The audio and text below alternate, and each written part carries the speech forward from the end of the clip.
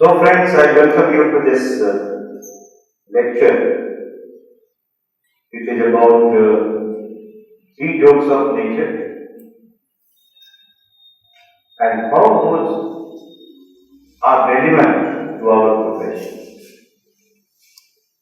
I wish to remind you all that this is a celebration of National Science Day also. Some of you may be aware that Sir Chandrasekharan Venkat Raman, C.V. Raman, thought was Raman, in fact, on 28th of February 1950. It's very easy for you to remember. It is 28th of February and 1950, for which he was given a Nobel Prize in Physics in the year 1930. This lecture is not going to be about details of Raman effect. No, that's not the purpose. But this lecture is all about making you aware of why science is important and excitement of doing science. Against the background, I would like to bring to your notice a very, very famous gentleman, Maxwell. I hope all of you know about Maxwell. He is famous for many things. Famous for electromagnetic waves, for example. Famous for thermodynamic relations. He has the following prescription. When you start thinking about himself, he has the following prescription. That one should start taking interest in knowing how researches were done by eminent persons of yesterday. This is the prescription. So therefore, you will be attracted towards any creative endeavors if you know how any theory, any art form, any music got created, and how did it begin? That's the most important point. Why I am quoting this? So at this stage, I would like to remind you all to go to a very, very difficult book to get you the sense of what I am going to talk. Is by Douglas Hofstede. Look at the title of the book. Gordon, famous mathematician. Isaac, known for painting art. Bach, well-known musician, the great musician. And they are the eternal branch. Branch का होता है कैसा ऐसे सोने की पत्तियां golden thread जो एक दूसरे से गुथी हुई. Remember, I have told you Gordon is a great mathematician, Isaac a great painter, and Bach a great musician. What is common in them? The commonality is related to your creativity only. The form may change, the content remains the same. I hope you understand what I meant. God wanted to see truth of nature through mathematical equations. Whole question of computability, decidability, is due to God. Whether a problem is going to be solvable or not by computer, he has applied many prescriptions. Isaac painting is world class. You must have seen a couple of them, which we also teach as typing. And the Bach, those of you who are interested in music, just write Bach and lot of and many of the couplets will come before you. Elements of truth and beauty were common in all these three individuals. They were giants amongst the giants. Let us take one more example before we build up. Theme of the present lecture. Does it happen in science too, physics too, chemistry too, botany too, zoology? The answer to this question is yes, that happens. And I shall be taking you an example of both and Gita, the two famous people. And I am mostly going to quote Mukunda, a wonderful theoretical physicist of he is retired gentleman now, but wonderful theoretical physicist that the country has. He writes about the images of 20th century physics centered around Niels Bohr and E.M. Dirac. He writes about Bohr. Bohr was a great synthesizer.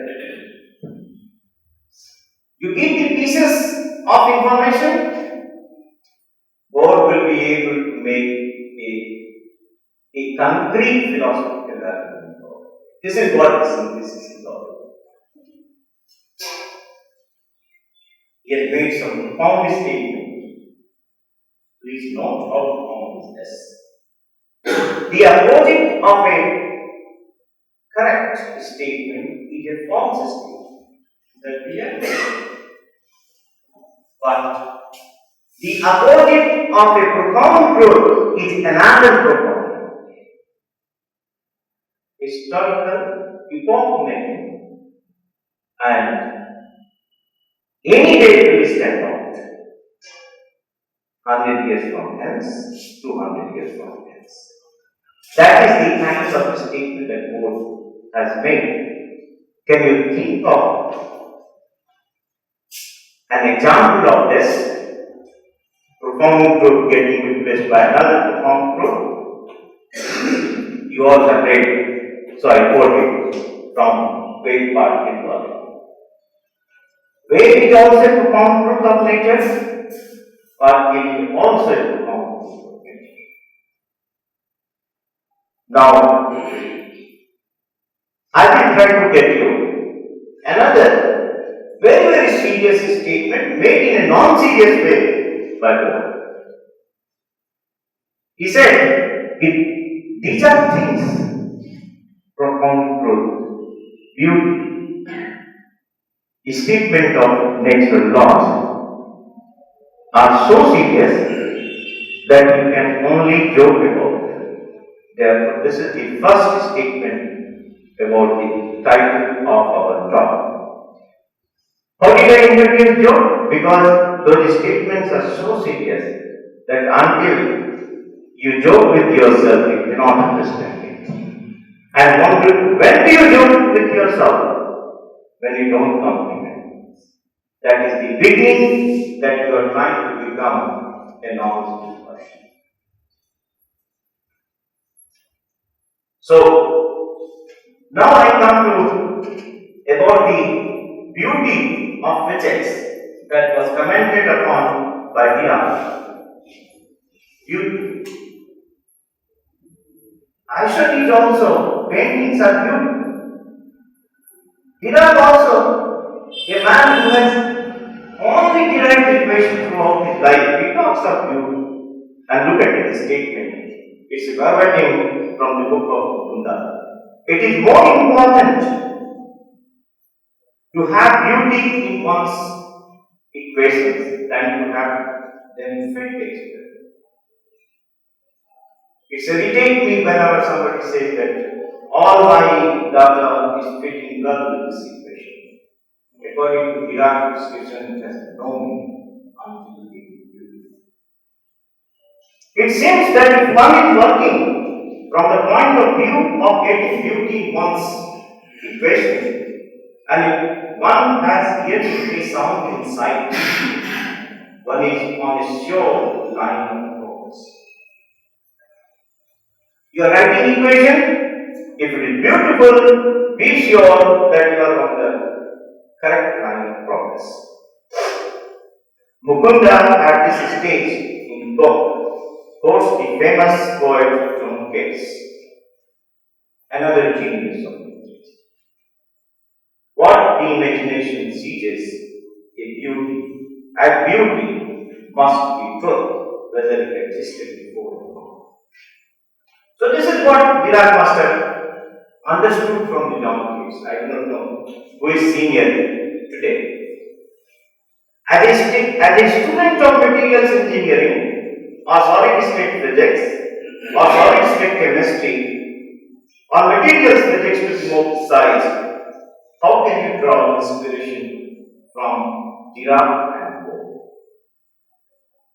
This is the question. I think this will help us bring close to the theme of our discussion. Consider the structure of materials that dictates property. We all are doing structure and microstructure. All my statements are going to be valid today only for structures. I did not construct example of microstructure. Yes. How do you see beauty in this structure? Through symmetry.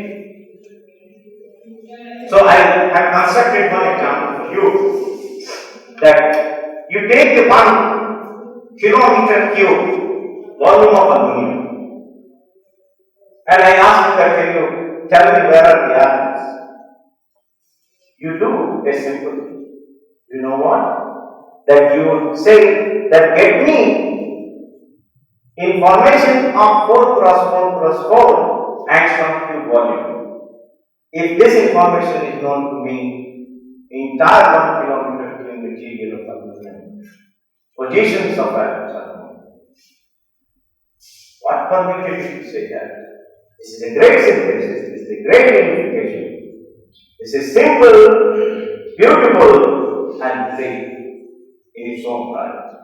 So this is what is all about, that you start thinking in an uncommon way, yet you arrive at common way. The position of atoms you don't see the beyond 64 angstrom cube volume to be wrong. Now, I come to another very important thing about our problem that we deal in structure. The structure that is displayed in this model, right, is all about your ball bearing. But I am not showing you about the ball bearing. It's a model. Only thing is that let us hope that engineering wise, all the bonds are of equal size. That is the only assumption that we are making. Right? So, I guess all of us will be able to see that what is the efficient pattern. You have seen this, after some time you can see this, after some time you can see this, you keep this and finally see the pattern. Very simple exercise. But yet, it is one of the 18 problems, the 23 problems enumerated by Hilbert in 1900. So the packing efficiency that what we calculate in the class has got a profound relationship with the Hilbert, one of the Hilbert problems, known as the 18th Hilbert problem. What does it say? Now we have a little bit technical also, so that you understand what it means. It says, the simplest of one I am trying to get to. How can one arrange most densely in space an infinite number of equal solids of given form? That is, how can one so fit them together that the ratio of the filled to the unfilled space may be as great as possible? This is what we are trying to show you in the class. When we take example of aluminum, copper, gold, silver. Right? So all classical physical methods They are trying to work on the Hilbert dating problem in case they are addressing any problem of the structure. So any problem of the structure is like that. One example of the Hilbert I have given you. In the original problem of 1900, he has taken a sphere as one of the problem. Packing of equal size sphere. Another, I saw in the original writing that it takes this also. Can you pack it with this? In case you can pack it in space, whether it fits in this space or not, that is not the question that we are trying to address. Then finally, you will be able to get this solid, which is a artificial solid. So two examples it takes. One is tetrahedron, another is sphere. And how can you have the maximum packing? This is what the Hilbert dating problem is all about. At the level of conjecture, whatever we teach seems to be okay, but proof is yet to come to the satisfaction of mathematicians of our time. It's very easy to show in the class that the packing efficiency of aluminum, copper, silver, gold being presented typical structure has not shown before. But there cannot be a metal. There cannot be a metal. Under spherical approximation, under hard spherical approximation, to display packing efficiency greater than 74% is a first rate challenging problem.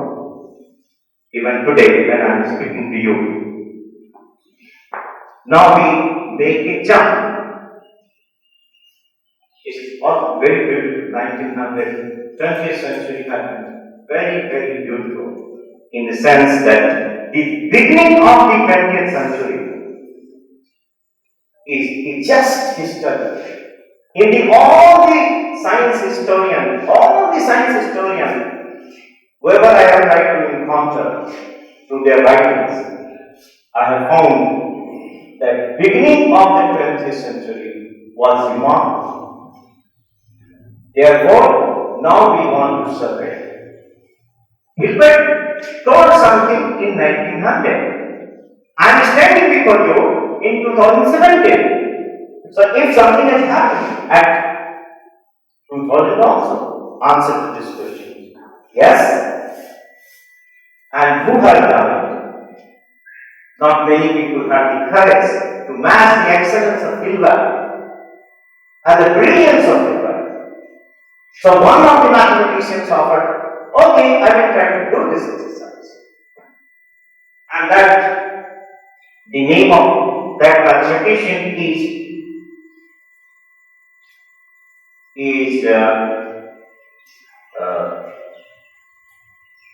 will be coming shortly. His name is Odifreddi. He has written a very, very famous book, The Mathematical Century, where he is listing 30 greatest problems that were discussed by human minds during 1900 to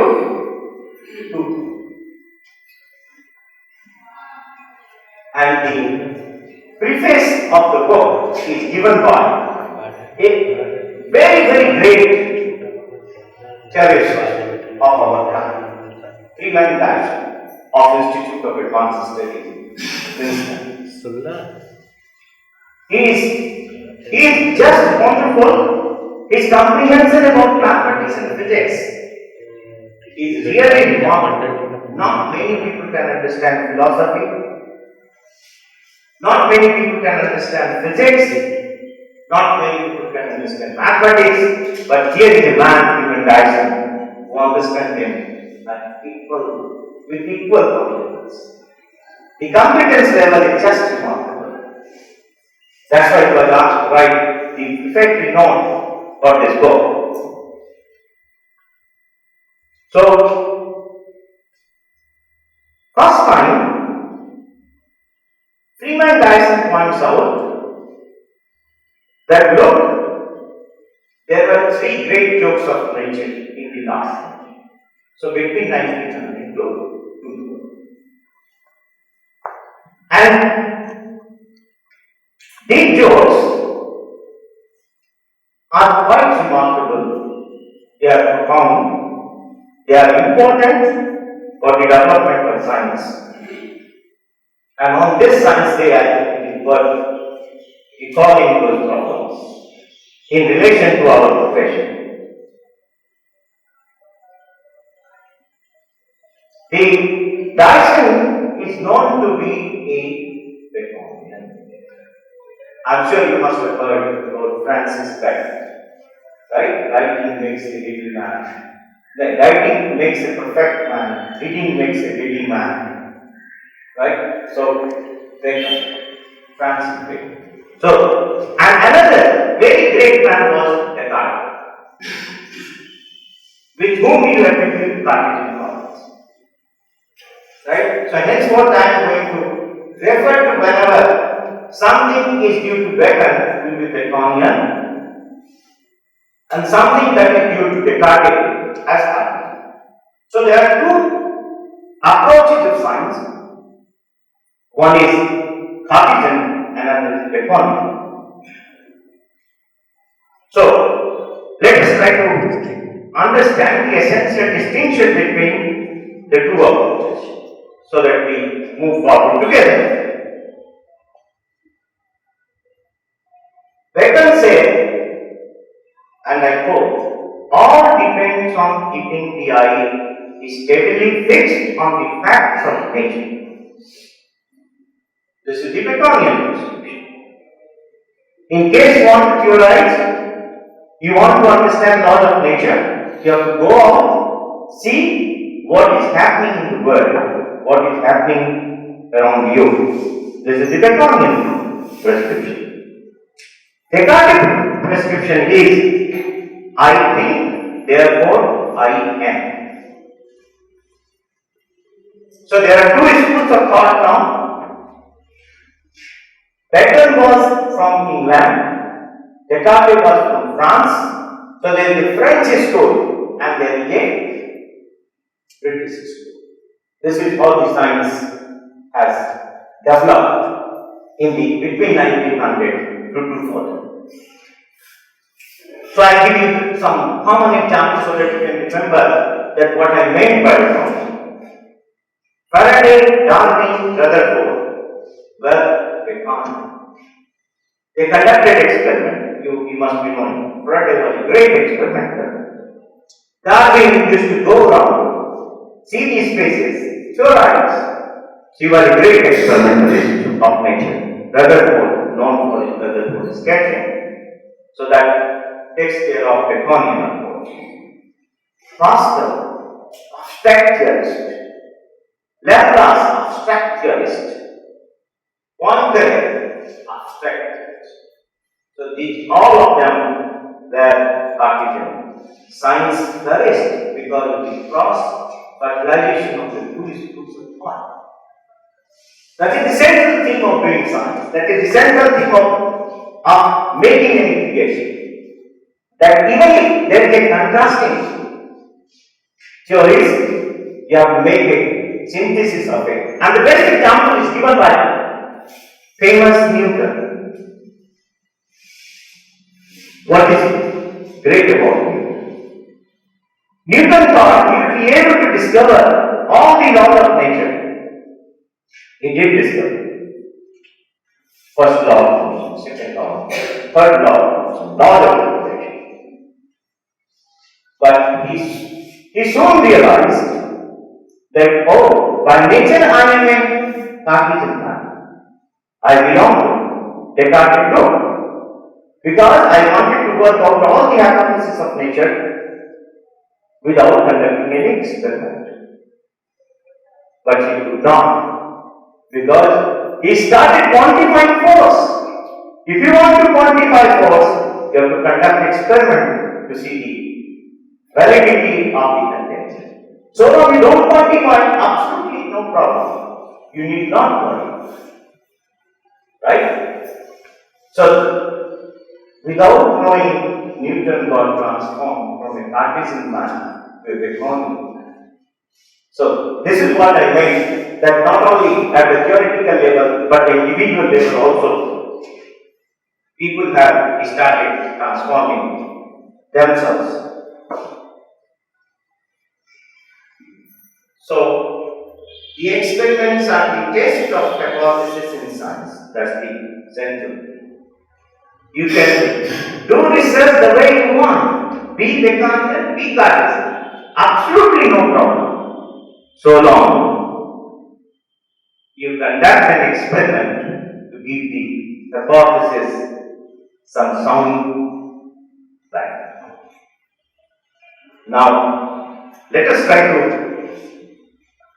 extensively now refer to dash now, so that we bring in the three laws of nature. So when we started reading the question from the Baconian perspective, it is clear that I am a Baconian. It doesn't hide its class. All famous people, they don't hide their identity. They are great people, so they say that this is what I am, whether it like me or not. I believe this. And this kind of statement, when we start giving, be sure that you are a different man or lady. So, he writes that there were three jokes of nature of the last century. They appeared in the last century physics as a succession of illogical jumps, improbable coincidences, and surprises. Everything is negative. It's a succession of illogical jumps. That was not enough. He goes on. Improbable coincidences. Great. And surprises. Even he doesn't get satisfied. Then he has another counter adjective. Surprise. And who are the people in that century between 1900 to 2000? All the people like us. Niels Bohr. Name any Richard Feynman. Our own Chandrasekhar Venkataraman. These were the people who were Freeman Dyson laughs that nature has seriously joked with all of that. And let us try to get first joke of nature. So, the first joke of nature relates to a square root of 1 minus 1 itself. The first joke of nature is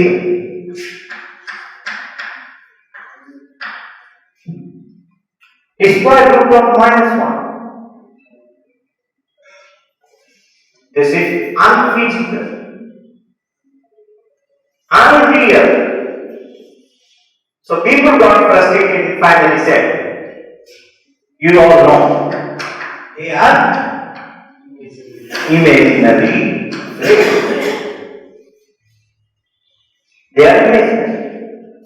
So they are for mathematical replication. And here comes the logical jumps in science, the birth of quantum mechanics. And Erwin Schrödinger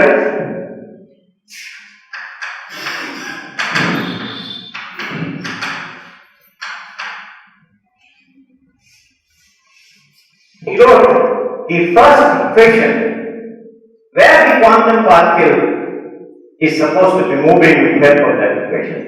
And what was the solution? The solution of that certain equation of the quantum particle were having this then.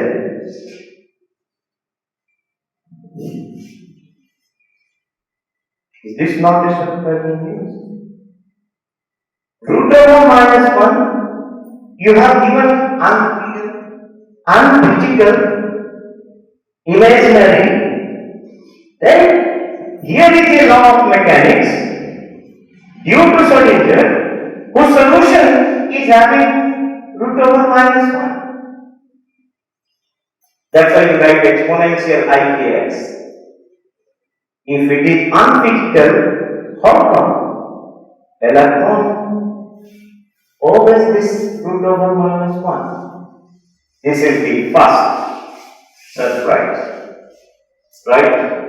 It is so serious that it has joked with all the giants of our time during the 20th century. So this is about the first joke of nature.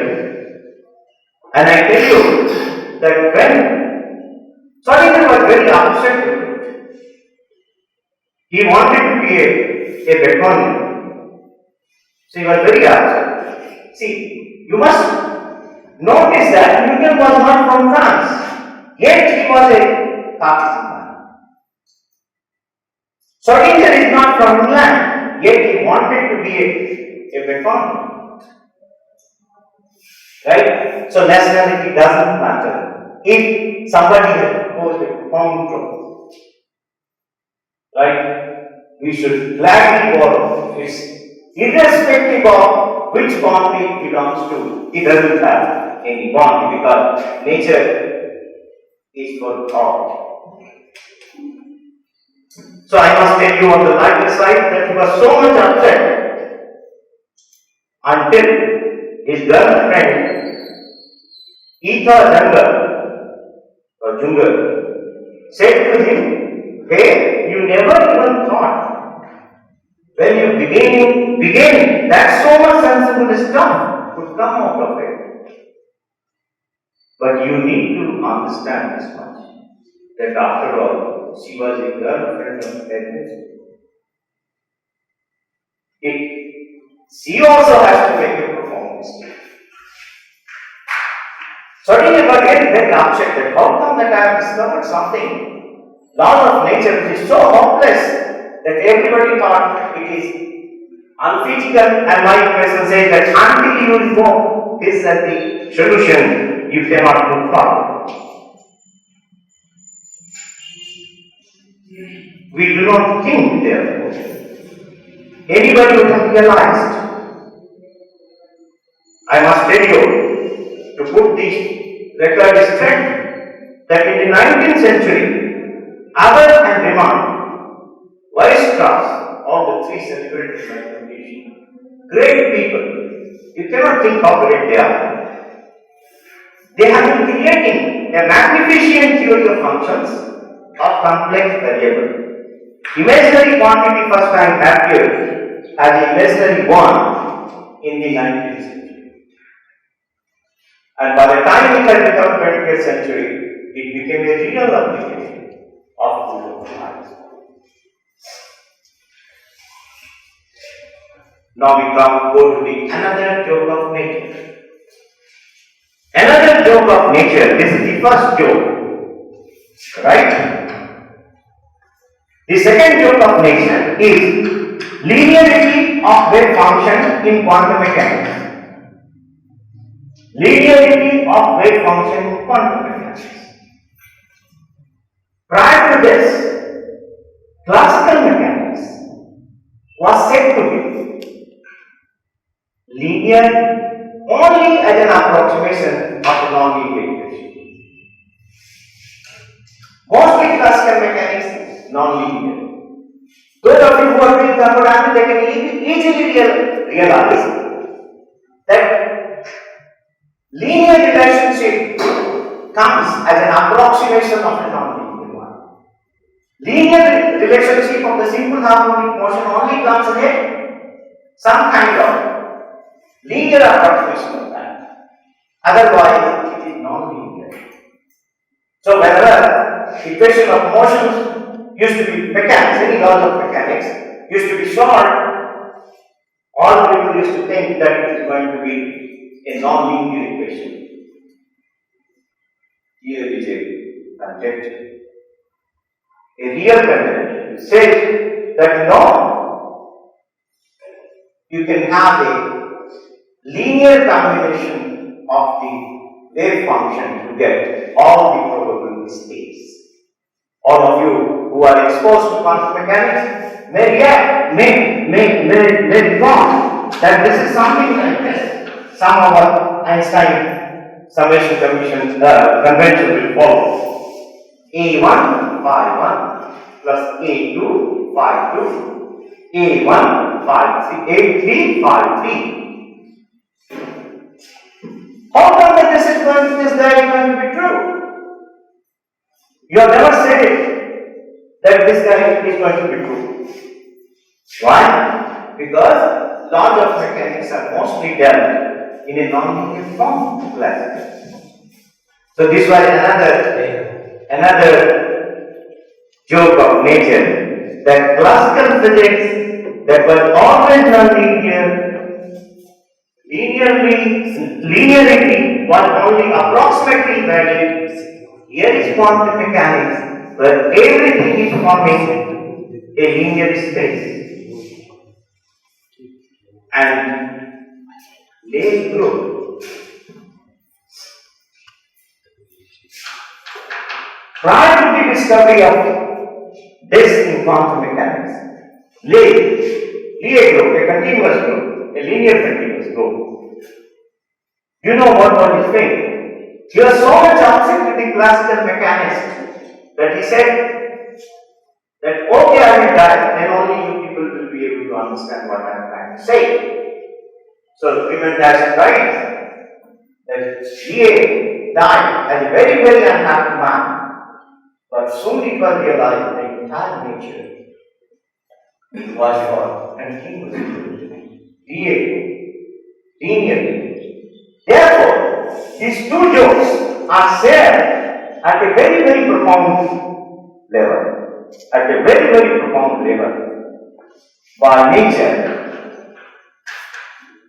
Nature brought them first.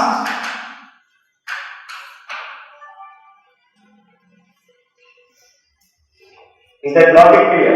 What is being said is that if root over minus 1 was so imaginary, then the fundamental particles would not have been, the motion of the fundamental particle would not have been explained in terms of root over minus 1. If non-linearity was the theme of the classical mechanics of the yesterday years, that is the entire 19th century, then this kind of expression would not have been true. Since it is going to be true here, therefore, you are no obstacle to conclude that nature already got them first. It took time for you to realize that root over minus 1 has got a valid explanation. Linearity does exist in nature. These were the things that was said by Freeman Dyson. Now we come to which is the third joke of nature, which I am going to deliberate upon a little bit, because this building has contributed a lot to the third joke of nature without realizing that it is the third joke of nature. Now he says, now you have to be a little bit involved, otherwise you may miss something. I could have deliberated upon this two further, which I love it, and I understand little bit these two guys very well. The last part of the third guy I don't understand, right? Because I have done 3 days continuous trying to understand it. I don't think that I have really done as much exercise what I was doing for my higher level studies for understanding this. Let me try if I understand this. The third joke of nature is the discovery of positivism.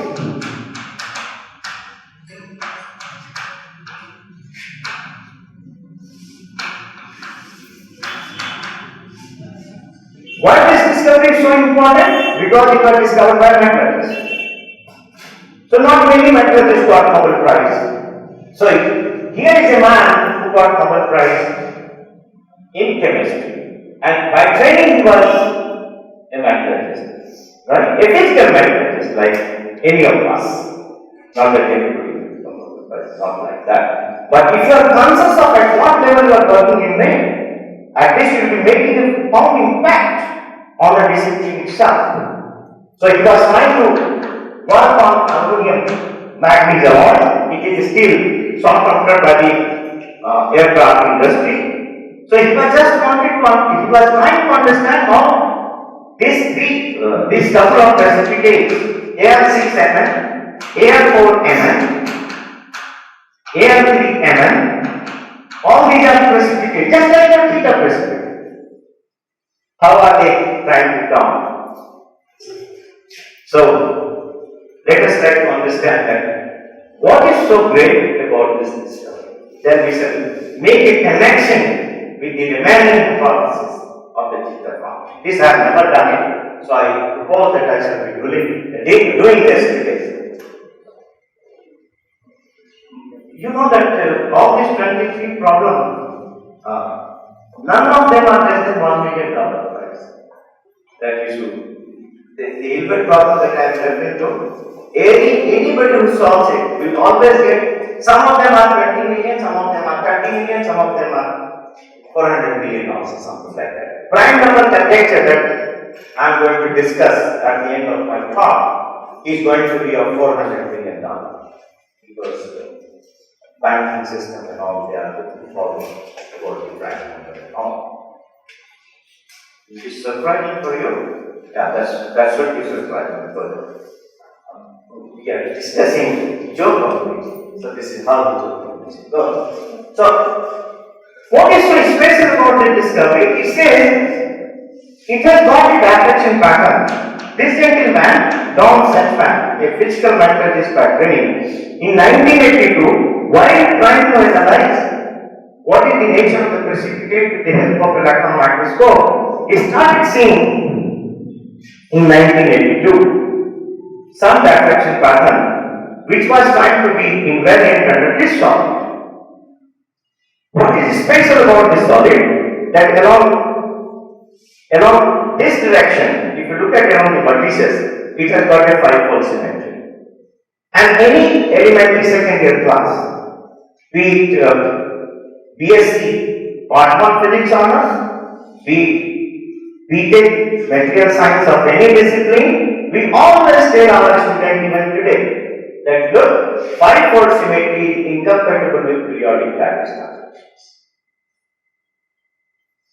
Don Sutman really saw that yes, it is incompatible with periodic lattice translation because there was no periodicity in the diffraction pattern.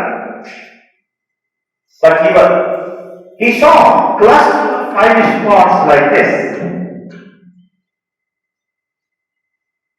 And how important it is also that you should realize, I'll tell you the story on the sideline. He just writes like this. And since he is from Israel, he wrote in Hebrew, whose translation most of the book has given, what is this animal doing here, or what is this animal? So this was a proof that he was the first man to have understood it. And then the Nobel Prize came in 2011 of chemistry. 2011 chemistry. Right? So why this is said to be the third joke of nature? If it is incompatible with periodic lattice transformation, then how can you get a solid which displays long range order? Because diffraction pattern was supposed to be compatible with periodic lattice translation, and therefore that was the proof of possessing a long range translation order. So, Marjorie Schweitzer, a very, very fascinating mathematician from Boston Women's College, she wrote a book, Possible Solution and Schmidt, that's the title of the book, where she said that it was demise of the paradigm. So, in 1984, all of the learning prior to 1984 pertaining to crystallography was shattered, and therefore it was the demise of the paradigm. Right? And why it was the demise of the paradigm? It was demise of the paradigm because the age-old belief of attributing diffraction pattern to periodic translation order were concurrently broken apart from invariance of 5-fold symmetry of the diffraction pattern of this classical solids. As you know, that I often tell in the class that there are 5 classical solids. This is one of them. This is another. Right? So you can remember it is the tetrahedron, it is hexahedron, octahedron, pentahedron, dodecahedron, and icosahedron. Now you come back to in what way it is connected to the remaining hypothesis. Let us try to understand. So if you look at the remaining hypothesis, then what you can find is that anything that you do is related to prime. All of you can remember, can you count how many of them are going to be prime numbers between 1 to 100? Right? You can count it. It's like a count. 1 is a prime number, 2 is a prime number, 3 is a prime number, 4 is not a prime number, 5 is a prime number, 6 is not a prime number, 7 is a prime number. Right? So you can keep counting it. So mathematicians also have, number theorists also have counted and finally found that there are 25 of them. Please test it yourself. Between 1 to 1000 there are 166. Between 1 to 10,000 it is 1250. Between 1 to 10 raised to the power 5 it is 10,000. And they follow the following algorithm, that the number is going to be of the order of this. So just put n equal to 2. So 100 divided by 12. 100 divided by 12 is 25. So 1 to 100, I have told you that physical counting says 25. So these people have said that this is what it is. But this is not given one number. This is remaining hypothesis that stand out all the time. So now let us come back to the remaining hypothesis. What it says is that in the limit, therefore, this guy is going to be given by n divided by log n. This is the number of prime number between 1 to n. This is also the remaining hypothesis. Now let us try to understand what it is. Unfortunately, it is going to be 4:30 and you all are tired, but see how romantic it is. It says he proposed it in 1859. In 1859 means 19th century. In the form of a conjecture. And when he writes in the form of conjecture, then the conjecture is of the following type. That the remaining theta function is 1 plus 1 by 2 of z plus 1 by 3 of z plus 1 by 3 of 4 of z and so on. Looks like the convergence of this function and the convergence of the prime number hypothesis, both of them are same.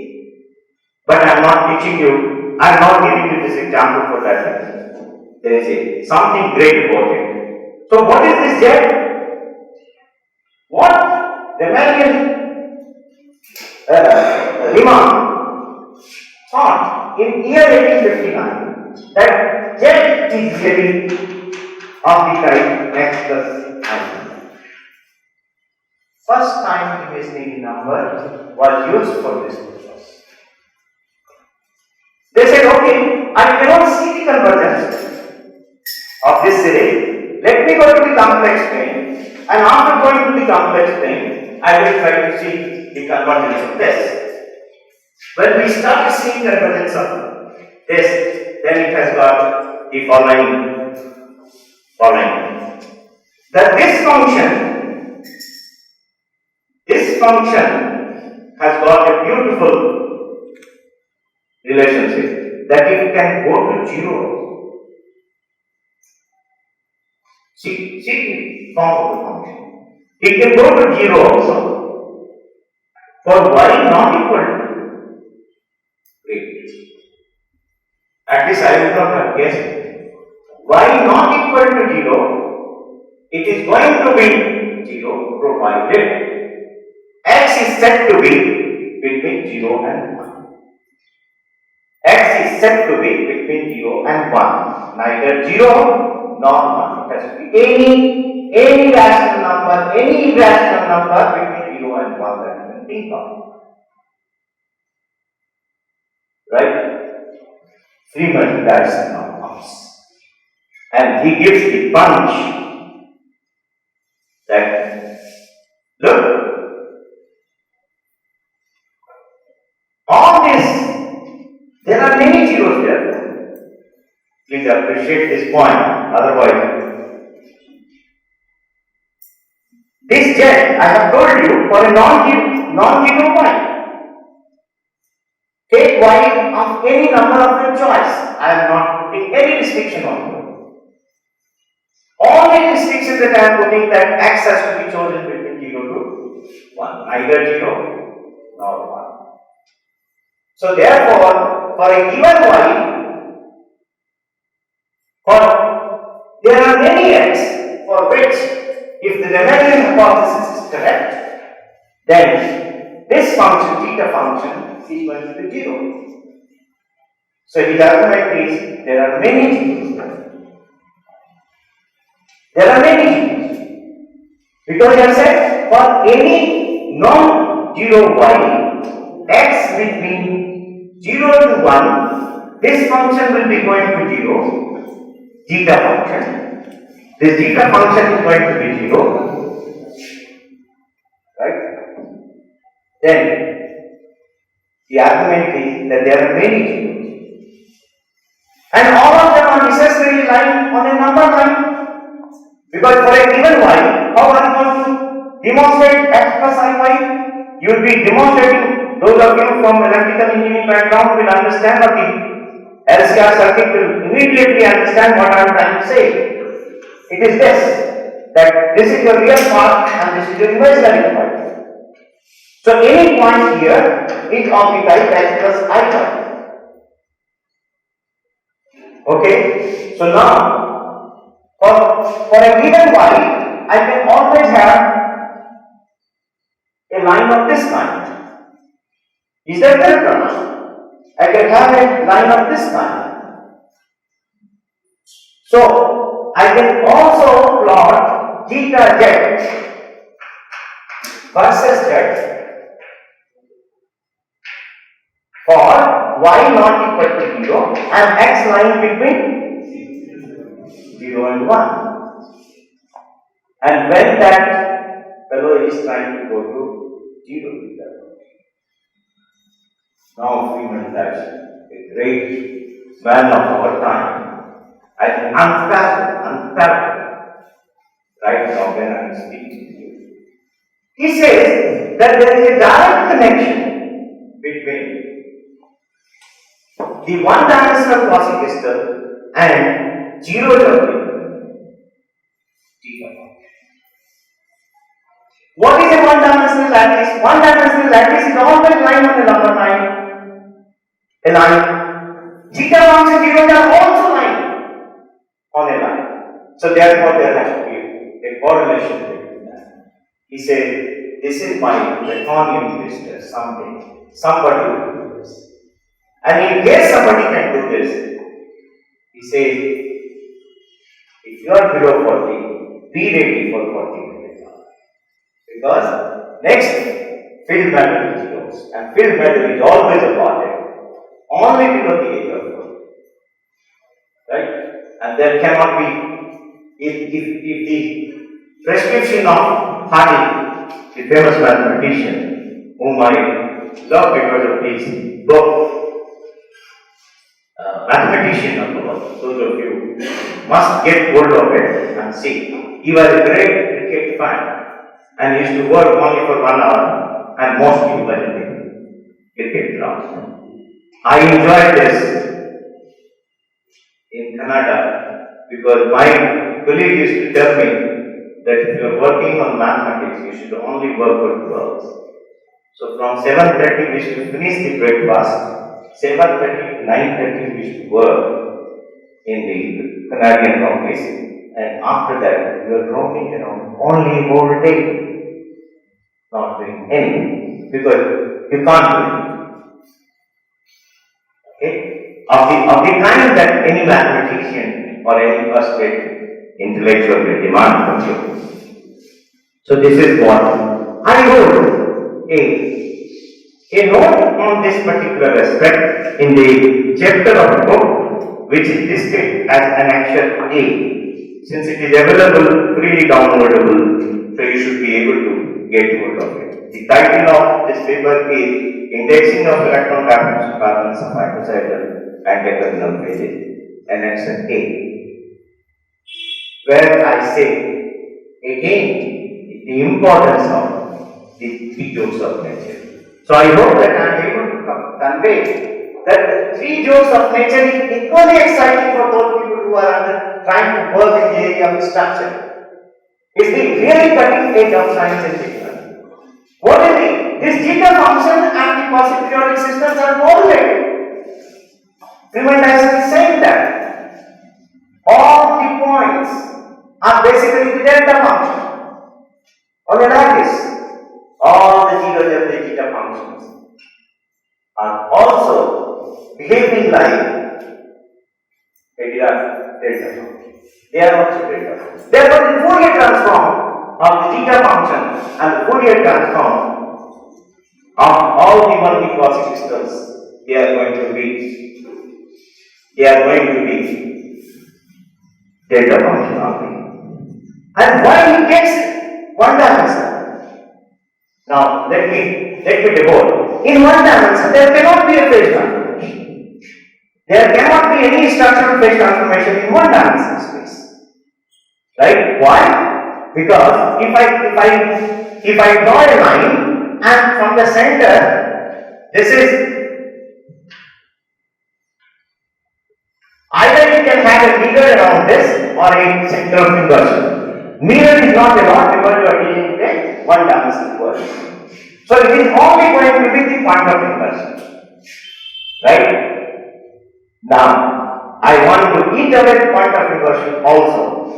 If you want to eat away the point of inversion, you only think of that here is a red ball, here is a green ball. Right? So even the inversion is lost. The lattice has got the inversion, but red ball cannot be green ball cannot be red ball, so there is no inversion. Right? So that means every point is a unique point. If every point is a unique point, where is the phase transformation? So there is no phase transformation. This is a classical theorem of phase transformation, that you cannot afford to have any phase transformation in 1 dimensional space. And this 1 dimensional space of quasi-periodic systems and the man-in-zeta function are related to each other. Remember, my dear friend, I began with this lecture with Sir C.V. Raman. So it is imperative on my part that I must conclude this lecture also by giving you 1 paragraph of Raman's own work, because they are. After that, I think we all will become speechless. So who am I? So I am reading verbatim the statement of Sir C.V. Raman. This was Nobel Prize receiving date 10th of December 1930 between 4 to 7 p.m. wherever the Nobel Prize is given by the King of Sweden. Right? You must be knowing that the Swedish Academy only gives this Nobel Prize. So let me read verbatim. Now I cannot afford to miss any statement of this great soul of India, who has contributed when science was not a joke by any of us. So he writes about his feeling of Nobel Prize ceremony. He has been conferred When I sat down in that hall, wherever the Lord Prayer was speaking, and I saw the sea of Western faces surrounding me, and I, the only Indian, in my turban and closed coat, it dawned on me that I was really protecting my people and my country.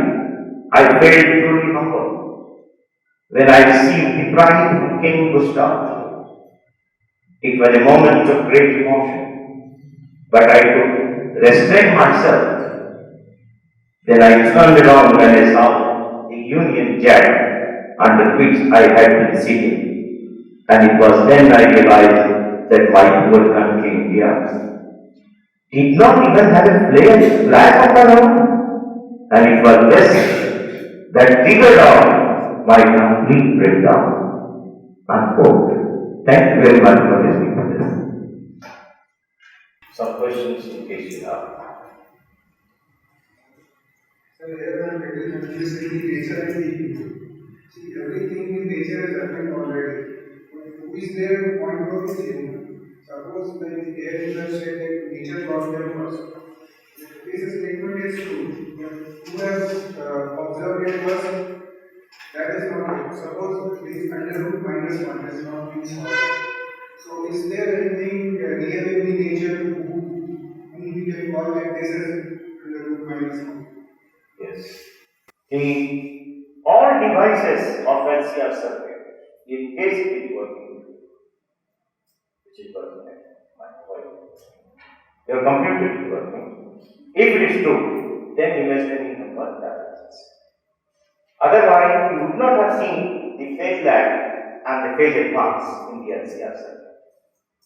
And those of you who are from electrical engineering, if you have read any paper, will understand that this is indeed true.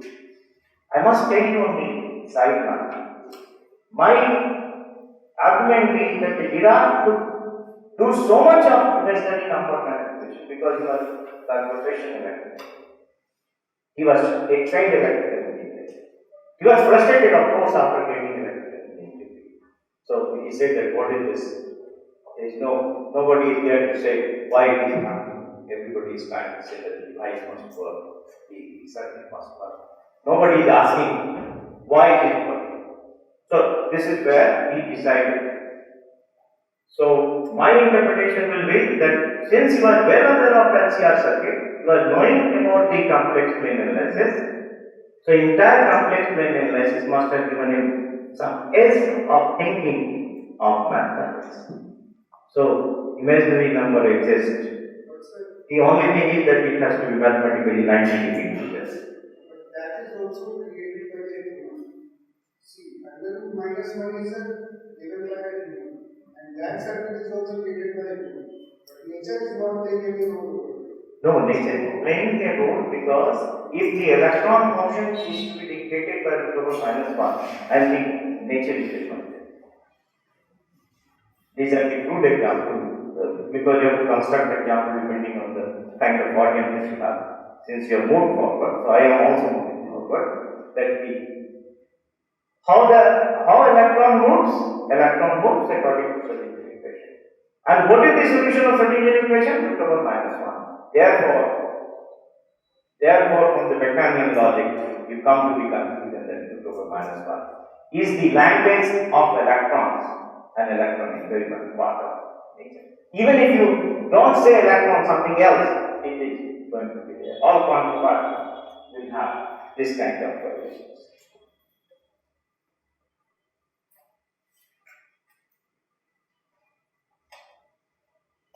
So, in case there is no question, I thank you. Thank you.